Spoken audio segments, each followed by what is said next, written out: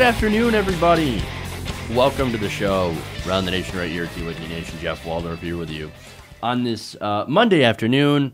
Hopefully everybody had a fantastic weekend. I know I certainly did. It was pretty good. Got to visit with some family members, so that was nice. But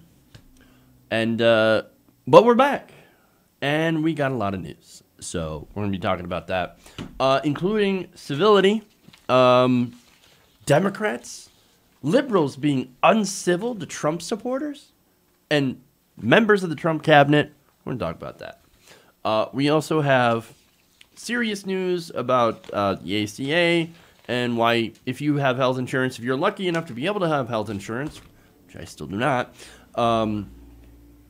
you will likely be paying more in 2019. Wonderful. We also have breastfeeding making it into this hour. Interesting story on that. We have a story about poverty literally killing a woman in New Jersey. You're going to be enraged at that story. Then we have Tomi Lahren having her final thoughts on something that's a little bit divisive when it comes to the Fox News audience. That's a very interesting story on that. And then if we have time, we'll do some extra stories, maybe the Starbucks story, or even talk about a little bit about Boris Johnson. Boris. So that's interesting. I don't know why, but I like saying that name, Boris. You almost have to say it in an accent. But anyway, so we might talk about that later. Might not. We'll see what happens. Other than that, we got a great show for you guys today, so you don't want to go anywhere. You don't want to miss the stories here. Now, before we dive into those, I want to ask you guys to please give us a like and share, especially share. Sharing is super important. We all learned that when we were kids. Share. So if you could share out the stream, that is super helpful to us. Also, if you want to contact the show, leave a message or do something so that I can read it on air. You can use the YouTube super chat in order to do that. Also, if you want to support the show, patreon.com/TYTNation. I want to thank our newest patrons, of course.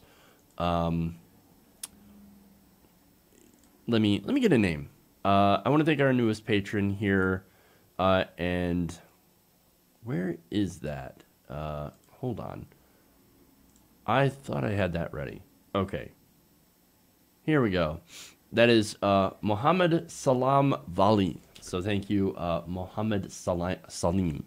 Sorry if I say that really poorly, but thank you. I appreciate that. Of course, other new patrons today, of course. Samantha Davis. Thank you, Samantha. And Melissa Turfs. So thank you for supporting independent progressive media. Okay, moving on. Let's dive into the stories here because there's a lot of fun. We'll start out with civility.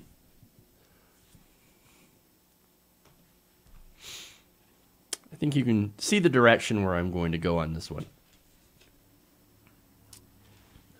So there are some Trump administration officials that are feeling a little bit bitter about the treatment that they're receiving from fellow Americans when they venture out in public, whether or not they're going to the store or going to a restaurant. I mean, you can think of a lot of different examples that have recently happened. Scott Pruitt, who was told while he was having dinner to resign, and hey, the next day he actually resigned.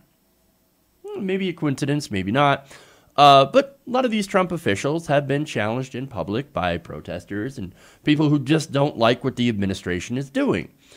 So now, in a lengthy Washington Post story about this phenomenon that is happening around Washington, Trump advisor Kellyanne Conway recently revealed that somebody told her that she should be ashamed of herself while she was shopping at a grocery store. Hey, Kellyanne Conway, you should be ashamed of yourself for continuing to perpetuate lies on behalf of the administration. So, look, hey, fair is fair. There's no violence involved. If you want to say, hey, Kellyanne Conway, you should be ashamed of yourself or you suck at your job, That's something to be expected of being a public official, right? Fame has its price. Or should I say infamy has its price. So now she told the Post, quote, "What am I going to do? Fall apart in the canned vegetable aisle? Well, I mean, if you want to, that's up to you, really. I don't care either way. It's just people using their free speech to tell you what they think about you and your actions. That is the essence of free speech."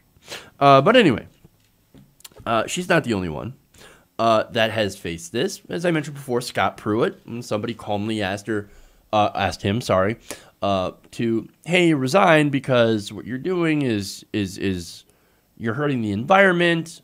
I got kids and they're going to grow up in a world where we have less regulations and stuff. Not to mention you're corrupt. You spent $1,500 on tactical pants. Get out of here, please. And it was respectful as you can be, asking someone to resign. That's good, right? The one thing that we don't want is violence or anything that could be construed as incitement to violence. That's something that the other side does fairly regularly, and I think that's been documented quite a bit during this administration and in other administrations as well. So now another thing that happened was Stephen Miller, and this is fun. Now Stephen Miller found himself getting cursed out by a bartender at a sushi bar. Well, that's interesting. Didn't we all think that Stephen Miller ate babies or something? No, apparently he likes sushi. A lot of people like sushi, and I'm kidding about the babies, obviously. Now, here's his response, and this was great. His response: Miller had thrown away $80 worth of takeout sushi he had just bought from the restaurant. You guys are so mean to me. I'm going to throw away my sushi. You just spent $80 on sushi and then you threw it away. Congratulations. You're also an idiot. Who's, again, okay, maybe I'm being too judgmental on this one, but who spends $80 on sushi? I understand, but look, regular working people don't necessarily spend that much on sushi, and I realize that it is expensive, so maybe I'm just digging myself a hole, but as a working class or, regular American person, I don't live on the coast, I don't live in Washington, I don't think I would spend $80 on takeout sushi. I'm just saying. And it's probably because I don't have $80 to spend on takeout sushi. And I certainly wouldn't throw it away. But then again, maybe that's the smart thing to do because you never know what that guy probably did to Stephen Miller sushi. To be fair. But that's hilarious. Now, I want to go to a quote here from the article. This is from Anthony Scaramucci, who worked in the administration approximately 10 minutes. Now, he said that this treatment weighs on Trump White House officials. Quote, I would say it's burning people out. Really? Not the constant lying? That doesn't burn people out? The lies on top of lies and top of lies to where you're essentially setting up a house of cards or Jenga where you're pulling all the blocks from the bottom so it all falls over. That doesn't bother you at all. But what bothers you is some people are mean to me in the grocery store. Okay, man, whatever. Now he says, I just think there's so much meanness. It's causing some level of, what do I need this for? And I think it's a recruiting speed bump for the administration. To be part of it, you've got to deal with the incoming of some of this viciousness. So vicious. So vicious. Oh, terrible what is happening to you. Can I go back to the sushi thing for just a second? I had a thought. $80 sushi, okay, that makes sense. I know I can't believe I'm going back to this, but okay, I guess that makes sense because at least it's high quality. At least you know it. I wouldn't suggest eating gas station sushi either. Okay, you might want to stay away from that. So just to make myself clear. But anyway, so back to Anthony Scaramucci talking about how the administration officials are just facing such viciousness. And we've never seen that before. Oh, really? Nobody has ever seen that before. What about the Obama years? The 8 years before Donald Trump, in which Republicans were incredibly vicious towards anybody in the administration. So, for example, while you're talking about being mean, right? People being mean to you in your fancy sushi bar, we have families right now that are being torn apart. And that's what's going on right now. I'll get to what happened earlier, before this administration happened.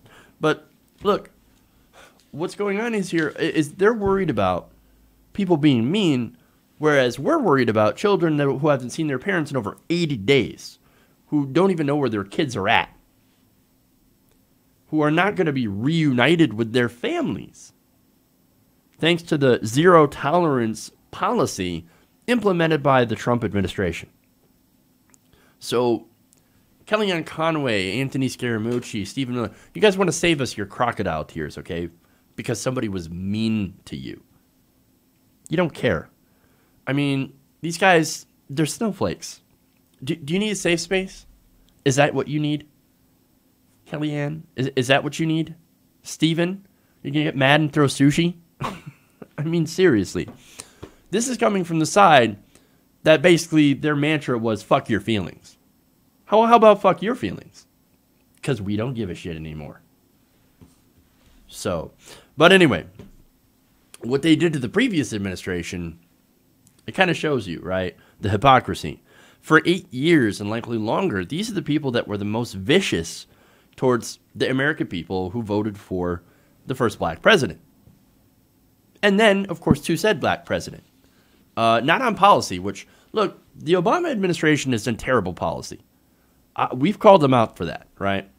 And the reason that I was tough on the Obama administration, a lot of independent media outlets from the left were incredibly tough on the Obama administration, is because he continued corporate-sponsored neoliberal policy. That was our beef, where he campaigned as a progressive and governed as someone who was center to center right. Not because he was black. And that was the main issue with a lot of people on the right. They called him a secret Muslim, a king. They even called him the Antichrist. They likened him and his wife to chimps, created targets with his face on it so they could, of course, shoot them, while, of course, taping it and allowing other people who feel the same way to pleasure themselves to that video. You want to talk about vicious? There's more. There is so much more. You want to talk about civility, much less the things that were actually said about Hillary Clinton. Now, Hillary Clinton is somebody that I've criticized heavily on this show. I've been incredibly tough on her when it comes to policy, when it comes to how she doesn't seem to be like a regular human being, doesn't seem to talk like it. It doesn't seem to care about average working people. She's incredibly untrustworthy. And as tough as I've been on her, the right wing has been incredibly vile to her. These are the same people that talk about civility. You know what this is? This is concern trolling, and you guys can take it elsewhere. Get it out of here. We're done being civil, okay? And even so, saying that, us at our worst, most uncivil, are still more respectful than the fringe right has ever been towards the rest of us. Nonetheless, we're done playing patty cakes, man. While the other side, who defends white nationalists and corporate interests, literally punches us in the face. Whether it be right-wing hacks like Kellyanne Conway or white nationalists like Stephen Miller or centrist Democrats like Chuck Schumer, we're not going to be nice anymore when people don't work for us and don't work for our interests. You want resistance? That's how you resist. With nonviolence, but calling out the terrible people in the administration. So, on that front, we're done with you. We're going to shame you, and then we're going to vote you out. That's how you have a resistance. Okay.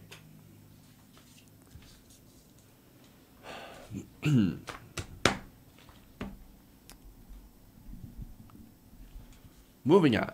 speaking of terrible things the administration is doing policy-wise, let's get into it.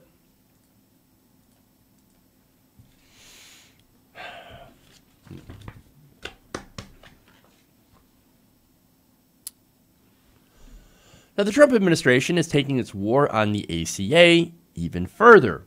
Thanks to a recent decision by a New Mexico court, the Trump administration is now able to freeze certain payments to insurance companies, which will result in, of course, higher premiums. Now, NPR is reporting that the administration said it's withholding about $10.4 billion in so-called risk adjustment payments, citing a district court ruling from earlier this year made in New Mexico. While the administration says it's required to stop payments because of the court decision, insurers are saying that the move could result in higher premiums for millions of individuals and small businesses. So, how does this work? Okay, well, look, this is part of the ACA program, which, of course, is sort of a agreement that allowed money to shift between insurance companies, between ones that have healthy patients and ones that have sicker patients. Now, the risk adjustment program works by pooling that risk for insurers, transferring funds from insurers who enroll healthier members for less to those that take on higher costs in order to enroll sicker members. The idea is to insulate insurance companies from the cost of enrolling people with pre-existing conditions and remove the incentive for insurance companies to cherry-pick healthy people. Because healthy people are actually a really good source of profit because they don't make as many claims. The sick people, though, well, nobody wants those because you can't make money on sick people. See, that's sort of the problem with our for-profit insurance company. So what we have is we have these programs that allow you to transfer money from insurance companies that have more healthier people to and sort of spread out the risks by giving that money to insurance companies that have less healthy people enrolled so that they will continue to enroll people with pre-existing conditions. Without any of that, insurance companies don't want to take them on. It's, again, one of the gigantic flaws of making a healthcare a commodity instead of a human right, which it should be. So now the New Mexico ruling that this is based on is explained in the Huffington Post. They found that NPR reports that there was fault with the formula used by the government to calculate payments, saying it was arbitrary and capricious. Oh, that's a really strange ruling. It's arbitrary and capricious to be able to have a formula that takes money and spreads out the risk. Well, it's supposed to be fair and even. This court is saying it is not fair and even. However, when it was challenged in Massachusetts, they actually upheld the formula, which is interesting. So it looks like New Mexico is like, not interested. We're not interested in having insurance companies do this so that people who are sick can enroll. Not interested. But I guess that's the difference apparently between New Mexico's courts and Massachusetts courts. Now, the announcement came as insurers were awaiting an annual report that usually comes at the end of June, informing them whether they owe money into the risk adjustment program or will be paid out for the previous year. Insurers say that the sudden halting of those payments creates uncertainty at a critical time as they are currently developing premiums for 2019.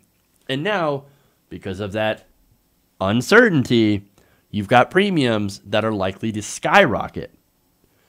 Now, the insurance companies, suffice to say, are not happy about this. In a statement, America's Health Insurance Plans, the trade association for health insurance companies, said that they were very discouraged by the new market disruption brought about by the decision to freeze risk adjustment payments.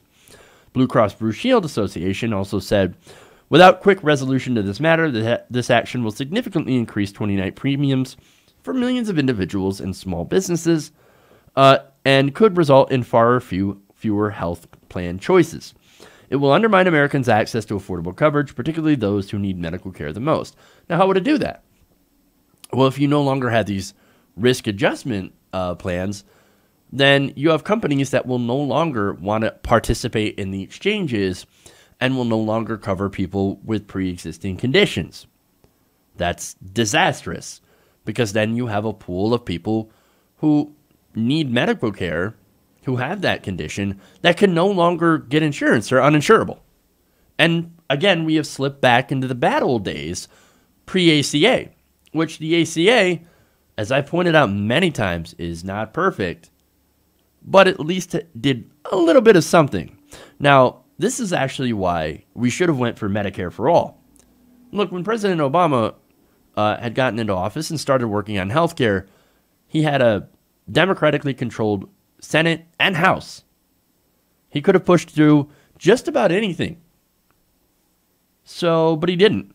What happened is we ended up dropping the public option to try to get Republican votes, dropping any dropping any possibility of having a single-payer healthcare plan, and just going with what we see now, ACA, which is private, for-profit, insurance-driven healthcare or health insurance, which is obviously incredibly weak, especially compared to a single-payer system. And so, because the ACA was not single-payer, the GOP had the tools and the arguments to dismantle it. It was a flawed system from the get-go, because it was a flawed idea. And then, of course, as premiums would rise, because it did, and as costs rise, because it would, and had, even though at a slower pace, and the coverage is too low, the Republicans can look at that and say, it failed. The ACA, it's failing. And of course, now with the obstruction and of course, President Trump basically sabotaging the thing, they can again point to it and say, ACA has failed, now we can repeal and replace. Had we had a Medicare for all system in 2009, odds are it would have been incredibly popular. Again, Medicare for all right now among the American people pulls at 60%. Medicare itself right now is one of the most popular social welfare programs in the entire United States. It's one of the sacred cows that even Republicans, when they campaign, say we're going to protect Medicare. We're going to make sure nobody cuts Medicare, even though when they secretly try to cut Medicare, they can't do it. It's just like in European countries. For example, in the UK, when somebody says we're going to cut NHS, they get literally laughed out of the room. It's because once these programs take root, it's incredibly difficult to get rid of them. And that's why the Republicans, that's why the corporate centrist Democrats don't want Medicare for all. That's why they're going after Alexandria Ocasio-Cortez. Both the centrists and the right wing are scared shitless of new progressives using these ideas, running on these policies, and winning. It's because once they're there, you can't get rid of them. And that's bad for insurance companies. But hey, you know what? It's great for the American people. Now, unfortunately, we don't have that. We've got this complicated system that relies on these risk adjustment payments and subsidies from the government that can be easily sabotaged. And of course, that affects millions of people. And they're doing it based on one court ruling, which is very interesting because it is actually very, very unprecedented. And of course, they're doing it to get more insurers to drop out, to limit more choice, so that people will stop using the marketplace. And then they can say, well, nobody's using it. It's a boondoggle. Let's get rid of it, repeal and replace. And then we'll have our plan, which actually gives a lot more to insurance companies and allows them to screw over customers. That is a terrible thing. But it fulfills a central Trump promise, repeal and replace. And by the way, replace. What were they going to replace it with? I mean, the plans cobbled together were incredibly undetailed, for one, because they just came up with it when we were having the fight. And then, not only that, but they were deeply, deeply unpopular with the American people. They polled around 30%. People looked at this and was like, HSAs? How about you stick that in your ass? I actually want health care. Give us Medicare for all. Now, I want to give you a quote here from Rodney Whitlock, vice president at ML Strategies and former Republican congressional aide. He said, quote, and this is the administration, what you have to keep in mind is ultimately the intent of the administration. The executive order the president signed not long after he got to the White House after the inaugural parade was effectively, we're declaring war on the Affordable Care Act. The goal has been to make the marketplace as inhospitable as possible for participating plans, and this is just one more step in that direction. And he is absolutely right, and I think it's important that a Republican is pointing that out. Like, yeah, this is their plan to make it so that all the insurers will run to make it incredibly difficult so that we can go back to the days before the ACA. That's where we want to go. That's where the Republican Party wants to go. Now, another example of that happened last month. The Department of Justice decided not to defend a law in court in a court challenge in Texas that jeopardizes the part of the law that protects people with pre-existing conditions from being denied coverage. So, pre-existing conditions, gone. Risk assessment payments to help cover people with pre-existing conditions, also frozen, gone. They're going after people with pre-existing conditions. So, look, if you have one, you're screwed. So now there's going to be literally no incentive for a company to take people on with pre-existing conditions. So here comes high-risk pools, again, which, by the way, were already tried and had completely failed, as nobody could afford to be in that high-risk pool. So you will again have people dying without health insurance, which we already have here, but now it's going to get that much worse. And not only that, but last year, the administration also halted subsidies for insurers. They don't want you to have health insurance, unless you're rich, of course. They also don't want the ACA. They want the insurance companies to have no rules and regulations and to be able to rob you. Now, the ACA was a Band-Aid, and now the administration is not only ripping the Band-Aid off, they're also stabbing you at the same time. That's what all this is. And look, again, I know ACA was not perfect, and we need to go much, much, much further than the ACA. We need a single-payer Medicare for all system. But in order to do that, we got to beat the Trump administration. Got to vote them out of office. Got to elect true progressives that will actually fight to make the system better, not worse. Progressive ideas work. Let's run on them. Okay.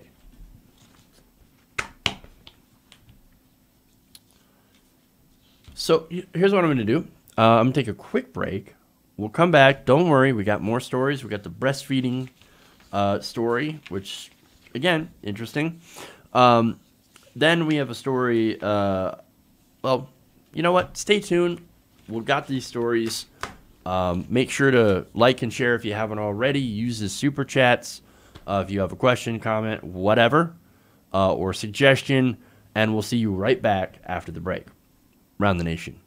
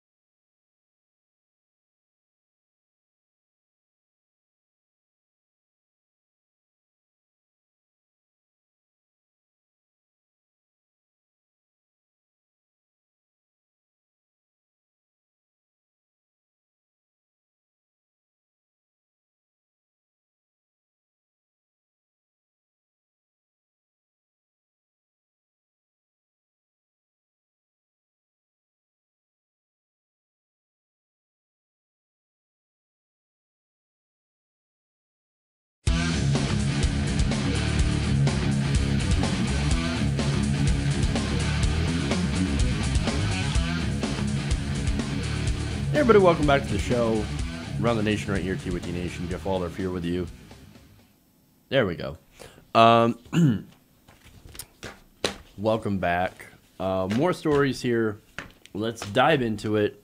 The Trump administration is, of course, going after breastfeeding. Oh, that's weird. Here.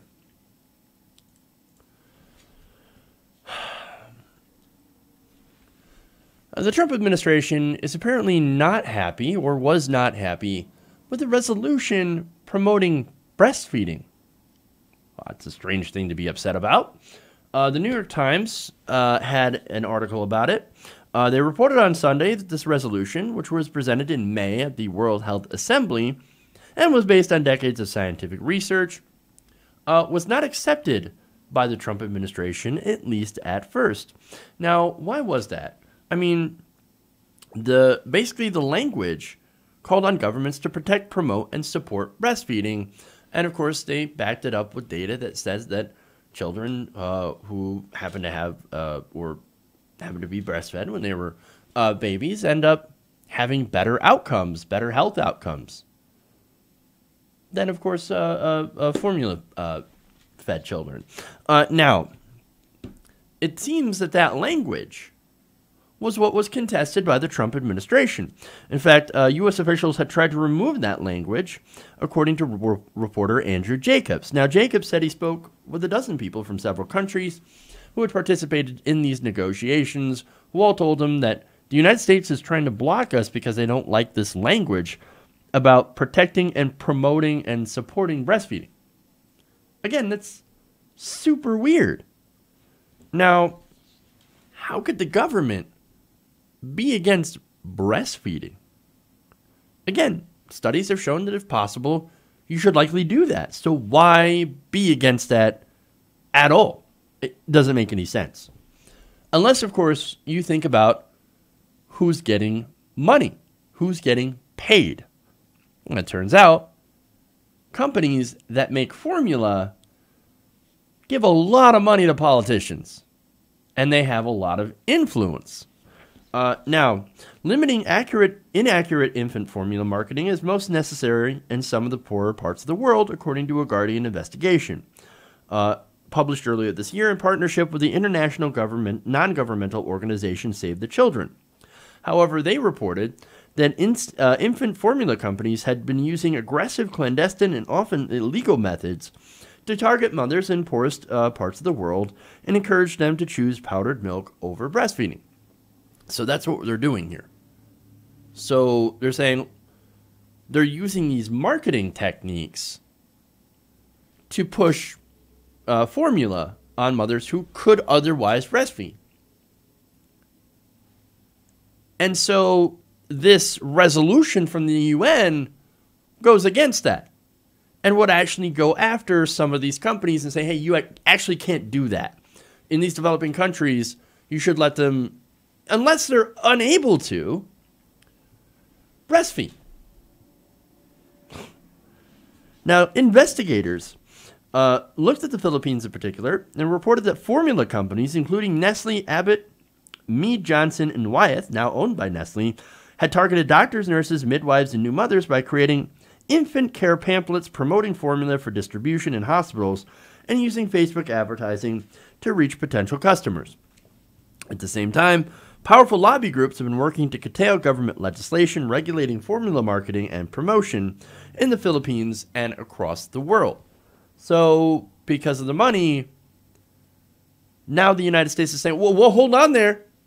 I mean, we've got great formula companies that are making this wonderful product. Why don't you use that instead? But why, unless you have some medical issue or personal issue where you can't? And I'm not saying that formula is completely unacceptable. Again, there's situations where people are taking prescription medications that will, interfere with that ability to be able to do that or to do that safely. Then it's perfectly fine. But the United States is saying, no, you're not going to go after these companies because these companies donate to our politicians. They donate to us. So we're not interested in curtailing that. At least at first. You're going to love the little twisty twist here. Now, let me go here to, before we get to the twist, though, let's show how far the United States actually wanted to go to try to prevent this language from being adopted in the resolution. Corporations were so up in arms about this that they got the administration to threaten other countries when it comes to trade. For example, the U.S. threatened to withdraw military aid and engage in punitive trade tactics with Ecuador after it introduced a breastfeeding resolution at the World Health Assembly. Other countries, because of that, had appeared hesitant to back the resolution after seeing the threats against Ecuador.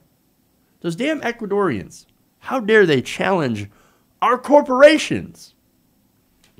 Now, if Ecuador had refused to drop the resolution, Washington would have unleashed punishing trade measures and withdrew crucial military aid. And of course, because of those threats, the Ecuadorian government said, okay, we're going to scale it back now. All right. Now here comes the twisty twist. There was one country that actually spoke out and said, hold on a minute, United States, this is actually a good idea. Let's support this legislation or this resolution. And that country is, wait for it, Russia. Now, the U.S. reportedly did not object when Russia stepped in to support the resolution, and therefore it had been approved, mostly intact. Now, there is one thing that was changed slightly, and that is the removal of language that said the World Health Organization would support countries trying to stop inappropriate promotion of foods for infants and young children.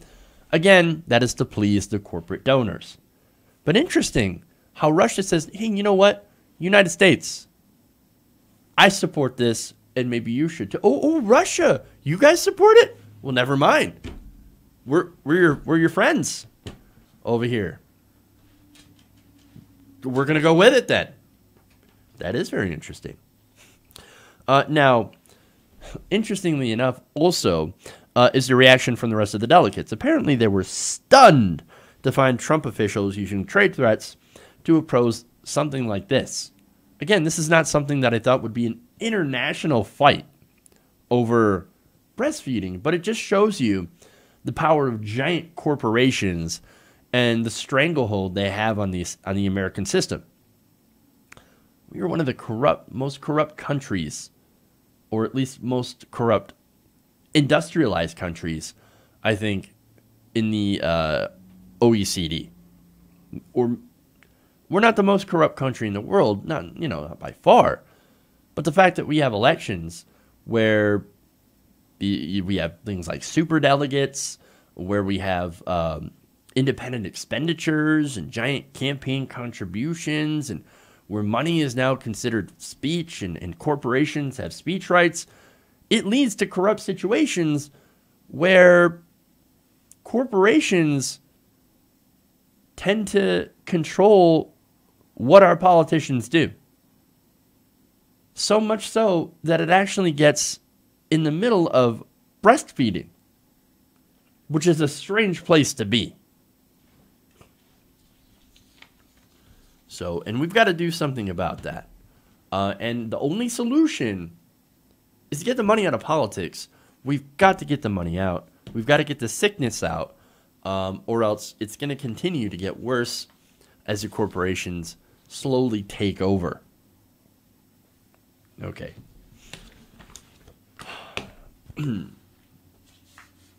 Moving on here.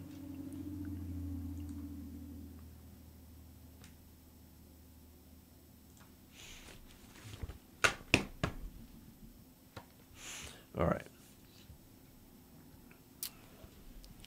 So this is a heartbreaking story. It's being reported that an elderly New Jersey woman had recently passed away because she was not able to pay her electric bill. Well, that is, let me explain here.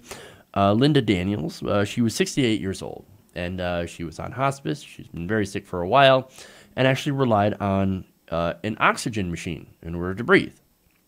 That oxygen machine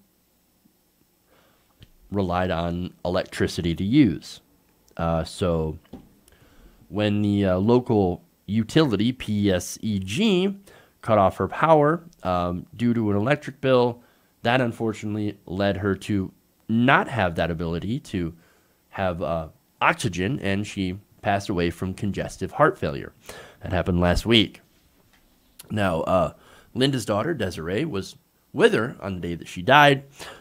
She said, "We put one ice pack here by her side and one on her other side. Due to the heat, of course. We were fanning her. It was so hot in here, and she couldn't breathe. It was unbearable. Since Linda's primary oxygen, which plugged in, didn't work, they ended up using a smaller reserve, and when that was empty, they ended up calling EMS. Now, EMS did come. They brought a portable air unit, and of course, during the time that she was using that portable oxygen unit, they were calling PSEG, pleading with them to turn the power back on. Hey, our mother is literally dying. Look, we don't care about the air conditioning. We don't care about any of that. All we want is that oxygen machine in which she uses to live to be able to work. And we can't keep relying on EMS. We can't rely on, spare tanks. She needs oxygen 24/7. She cannot live without it. Please turn the power back on." Now, the company, of course, had refused. Now, get a load of how they treated her. One rep had told, according to Desiree, told me to, quote, "Stop calling. Just stop calling us already. There's too many tickets in the system." So what, you're too busy? Should that not take priority? Look, I understand it was very hot, over the weekend or last week, especially last week when this had apparently happened on a Thursday. A lot of people, look, in the heat, elderly people, young children are more susceptible to heat-related illnesses and, of course, death due to those. This was one of those cases.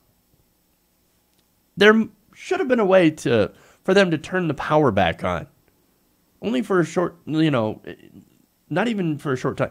There should have been a way for them to turn the power back on because, again, she needed that to survive. It wasn't about air conditioning. This was about air, period. Now, not only that, but they said, "Oh, we're on our way." And they kept telling us that, but on that day, nobody showed up. Now, power was restored the day after she died, but not during the day, not during when it actually could have saved her life. Now, as Desiree says, look, this medical equipment, we had to register it with the power company, so it's not like they didn't know that this was an issue. They knew. They knew we had it registered. They knew that they could not shut the power off on us. But they did anyway. Now, how much did they owe? It's an interesting question. Now, as of May 29th, there was apparently a balance of about $1,800. However, another bill indicates that $300 was sent in April, $450 another month, and 2 days before Linda died, $500 was sent in. So, that's not quite $1,800 for sure, but they had made attempts to pay this. And look, I understand that, yes, you have to pay your bills, right? But a $300 to $500 electric bill.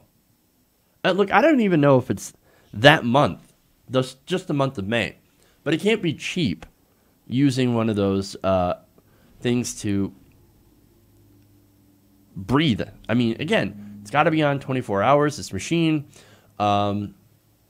because she needs to breathe 24 hours. It's not like you can take it off for a couple of hours to save power. So it's going to generate probably a lot of electricity. And that might be the reason that it's so high, and also due to the devastating heat wave that we've been having as well. I think everybody's seen their electricity bill skyrocket as of recently. But nonetheless, that amount of money is incredibly high to have to pay, especially for somebody who's 68 years old in hospice care and requires a machine to breathe for her. She wasn't doing well, and unfortunately, being poor just pushed her over the edge. Now, PSEG tells eyewitnesses that it did not notify the customer that it did notify the customer that their account was behind and that their service would be shut off. PSEG also said in part, quote, because there was no response from the customer was shut off. They had not notified of any medical circumstances in the home. Now, that is a direct contradiction to what the daughter, Desiree, had been saying. And to kind of prove her point, their mother had died that day. You think if somebody's life is in the balance, that they're not going to call? That they're not going to try to get a hold of this power company to try to turn the electricity back on? Again, there are records of payments. They knew they were behind, and they were trying to rectify their bill. And what happened? PSE&G, in my opinion, are trying to lie about it. And as far as the medical emergency or the medical stuff, look, the daughter said it was registered. So, look, I guess if you want to take the power company's side, then I guess that's your prerogative. But there's somebody who's dead who doesn't have to be dead. And there are records of payments. And so it just blows that whole story, their cover your ass story, away. Because that's all it is. Oh, no, we're reviewing our records. No, there's an investigation into this now. But anyway, look, I think somebody made a big mistake. This company, in this company policy, made a huge mistake. And now, of course, somebody lost their life because of it. It's a great example how power companies and poverty work hand in hand to, deny people power. I mean, look, this is an example of how poverty kills. I mean, this is the biggest example of how poverty kills. And another reason why we shouldn't have private for-profit power companies. No, municipal non-profit power companies, and preferably ones that run on clean energy. That is, of course, cheaper. It's better for the environment. And it makes situations like this, I think, would make sure that situations like this might not happen in the future. And because at the end of the day, you can see it from the way that they treated this older woman who didn't have the money to be able to pay her bill, that all they care about is money. All they care about is getting paid. And that is not the system that we need to be in. Okay.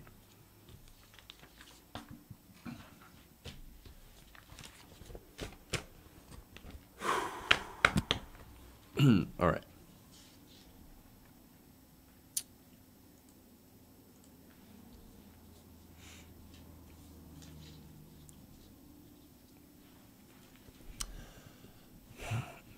So Tomi Lahren is taking a lot of heat from conservatives over something that she recently said in a final thoughts segment over the weekend.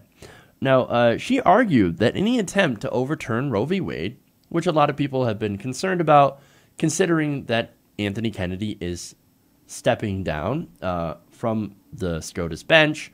And of course, Kennedy, while he made a lot of terrible conservative pro-corporate decisions, was at least not interested in revisiting Roe v. Wade, and would have voted in favor of pro-choice. So, again, a lot of people concerned about this, and so now we have a debate on who, if any, of Trump's possible Supreme Court choices would revisit Roe v. Wade and possibly lead to the end of legal, safe abortion. Not the end of abortion, but the end of legal and safe abortion. Now, Tomi, of course, actually comes out on the side of, let's not get rid of Roe v. Wade. In fact, she said that it would be unlikely to succeed and would further divide the nation. Now, she talked about a recent Quinnipiac poll that found most Americans support the right of people to get a safe, legal abortion, even if they don't necessarily agree or are personally pro-life in their lives. She said, "We lose when we start tampering with social issues. Do we really want to fight for this? Alienate Democrats, moderates, and libertarians, all to lose in the end anyway? That's a risk I don't think is worth taking. Now that is, again, very interesting. Now Lahren says she's a person who would personally choose life, but that she believes that it's not the government's place to dictate. Quote, those are my thoughts. Feel free to disagree. And actually, look, to be honest, I actually do agree. Weirdly enough. But I think on this issue, one of so many issues that she's wrong on, she's actually right on this one.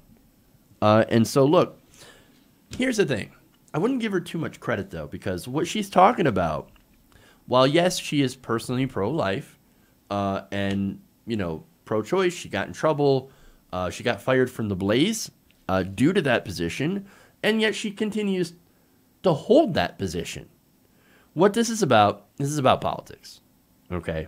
So, look, the conservatives, they count on these votes. Republican politicians count on the culture war in order to get votes. And these people who are so-called pro-life, well, they show up to the polls. They show up to the polls and they vote for politicians based on pretty much that. They're the classic single-issue voter, right? And so what happens if they revisit Roe v. Wade? Well, then all those voters, they win, and then they stay home. Republican politicians, they don't want that. They want something that they can point to and say, look, here's why you got to get out and vote, so we can protect the babies. When they actually have no interest in protecting the babies, especially after they're born. So, no, they're not going to revisit this. And Tomi's just trying to remind people, hey, this is stupid politics. Don't revisit Roe v. Wade. Don't let it happen, because then we're going to keep losing elections. And that's important because, look, the most important thing to Republicans is elections. So here's what they do, right? The politicians are, look, they run on this, and then when they get into office, they go after their true agenda. What is their true agenda? Tax cuts for the rich and deregulation for corporations. Why? Because they pay their donors, but they go through and they fight this culture war because it works. Because it works. And look, to be fair, Tomi, I believe her when she says she's pro-choice. Again, she got in trouble for this. So that's actually probably one of her only positions that she actually is true about. And she says nobody should want the government deciding whether you should give birth or not. That's not their job. That's not the government's job. The government's job is supposed to be to work for us, human beings who are already here and not a clump of cells. But without this social, war, this culture war, Republicans are going to have a hard time selling their ideas because all they have, tax cuts, deregulation. And so they're not going to drop this. They're not going to decide to revisit Roe v. Wade. That's not going to happen.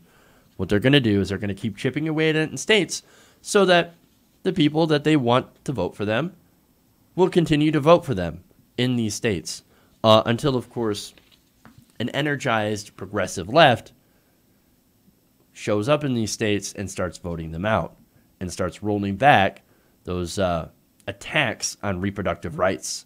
Because, again, most Americans believe that people should have reproductive rights and that the government doesn't belong into this. And so I think that's the way it's going to stay. So, look, some little bit of credit for Tomi Lahren, just a tiny bit, for actually saying it and actually admitting what they're really about and what's really at stake. And again, it's nothing but politics. Okay.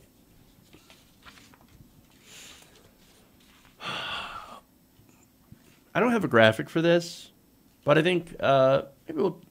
Nah, not the Starbucks story. That's actually not as interesting. All right, maybe we'll go for the flags then. Chinese flags. Okay. Just a little bit of fun here. So the owner of a Chinese factory has said that it's been hired to make flags for President Trump's 2020 campaign. Well, wait a minute. I thought Trump was hire American, buy American. Isn't there a bit of an irony here about China producing American flags? That's very interesting. Now, of course, Trump, fake news, sad, it's all CNN smears, etc. But it turns out that no, the owner of a company has actually given an interview, and this is an interview to NPR or with NPR, and he says no, we've been approached by the Trump administration to make flags for Trump's 2020 reelection. In fact, Li Zhang owns a flag-making company in China's Zhejiang, I probably said that wrong, province that reportedly made flags for the campaigns of both Donald Trump and Hillary Clinton. So Hillary Clinton, also Chinese flags. Now, Zhang said that he's making new blue and white flags for Trump's reelection. He said, "We also make flags for Trump 2020. It seems like he has another campaign going on in 2020. Isn't that right?" That would be correct. Now, all the small blue and white flags, roughly 100,000 produced each day, are clearly labeled that they are made in China. Now, there's not the only thing that Trump, of course, is made in China. A lot of his gear, a lot of the Make America Great Again hats were made in China. A lot of his suits were made in China. And look, he does a lot of business with China. Now, his factory, Li Zhang's factory, also previously produced red scarves for students known as the Young Pioneers. That is the Communist Party's youth initiative. So it is kind of funny. Oh no, we sell flags for Trump, and then we sell flags for the communists. It's business. Okay. Now, the committee organized to re-elect Trump pledged last year that it would only buy American, which is interesting because, again, is Trump ordering these flags? Well, Business Insider doesn't know. They said it's unclear that the official re-election organization is the entity which ordered the flags. So we don't know if it's them ordering the flags or not, but it could be. Now, Executive Director Michael Glassner, however, says, no, that's not what's happening. Donald J. Trump Donald J. Trump for President, Inc., that is his re-election campaign committee, he said, has proudly produced and manufactured all of our merchandise right here in America from day one. Every component of official Trump merchandise has been 100% made in the USA. Is it, though? Really? I mean, you can slap a Made in USA flag or whatever inside your clothing. And there's been a lot of stuff that Trump has produced, as I mentioned before, that is definitely not made in America. So, look, his own brand has actually made stuff in Bangladesh, as does Ivanka's. He's a hypocrite of the highest order. But Lee, of course, is not worried about any of this. He's like, no. We're not worried about the idea that, or we're not worried about the trade war, for one, which could impact this. And we're not worried about anything else. And we are making the flags for a Trump 2020 campaign, no matter who ordered them. So, I don't know. It is a very interesting story. Whether or not you believe the Trump organization or not, that they, ordered these flags or they didn't order these flags, it's pretty obvious that he's done a lot of business with China. He's done a lot of business with all these other countries in order to get the cheapest deal. And for that, Lee says they would always go to the cheapest place. If China's cheap, they go to China. If America is cheap, they go to America. Our clients are very smart, like Trump. It's so weird to hear a Chinese business person say stuff like that about Trump. Oh, no, they're very smart. They're very smart like Trump, our clients. But Trump is saying that you're not that he's not your client. or at least their officials are saying. So look, I do think this is actually very likely. When has the Trump administration not lied to us about their business, etc.? So it is just kind of funny to see that there is a that there's a story, another story about the Trump administration doing business with another country instead of hiring American or buying American, just like he promised. It's a weird story, man. That's why I decided to flag it. Okay, anyway, that's it. That's all I got. Thank you for tuning in here, going around the nation. If you haven't already, please give us a like and share. Please consider becoming a patron, patreon.com/TYTNation. No super chats today, but that's okay. We'll make it regardless. All right. So hopefully you guys enjoyed the show. If you haven't already, as I said, like and share. Come back tomorrow. Subscribe. That's very important. Please subscribe to the channel so you can get more of our videos every day. So that's it. Love you guys. And remember, change begins with you. Good night, TYT Nation. See you guys tomorrow.